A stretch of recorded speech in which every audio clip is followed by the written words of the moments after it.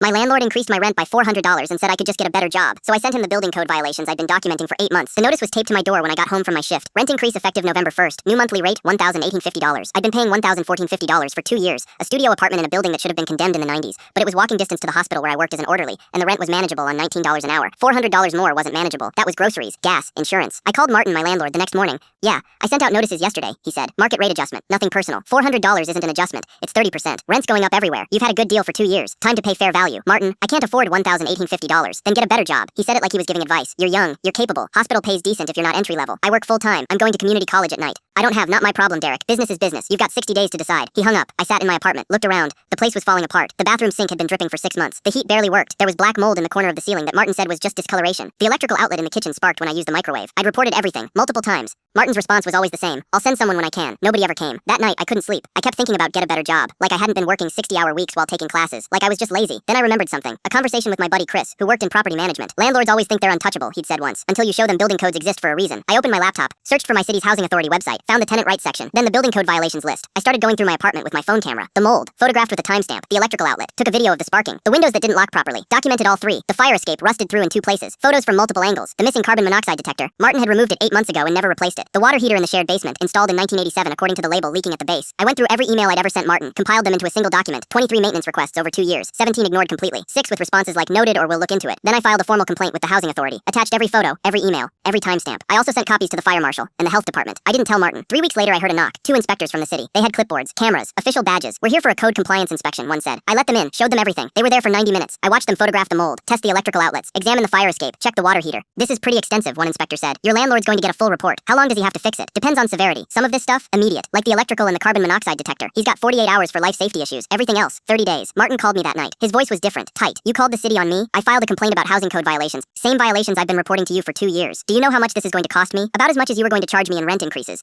You're trying to screw me over because you're mad about market rates. I'm trying to live somewhere that's legally habitable. You said business is business. This is business. Silence. Then you're going to regret this. Maybe. But at least I'll regret it somewhere with working heat and no electrical fire hazard. I hung up. The city sent Martin a violation notice. $18,000 in mandatory repairs, plus fines for the life safety issues he'd been ignoring. He had to install new smoke detectors, replace the electrical panel, remediate all mold, fix the fire escape, replace the water heater. He tried to evict me, filed papers claiming I was disruptive. I showed up to housing court with my documentation. Every ignored maintenance request, the rent increase notice, the recording of him telling me to get a better job. The judge dismissed his eviction, then ordered Martin to keep my rent at $1,450 until all repairs were completed and inspected. Maybe you should get a better landlord license, the judge said. Martin finished the repairs in 43 days. The apartment was actually livable. Heat worked, outlets were safe, no mold. He sold the building 6 months later. New owner kept my rent the same. I saw Martin once after that, at a coffee shop. He saw me and turned around, walked out without ordering. I finished my coffee, went to class, took notes on contract law. Turns out the best response to get a better job is showing someone they should have done theirs in the first place.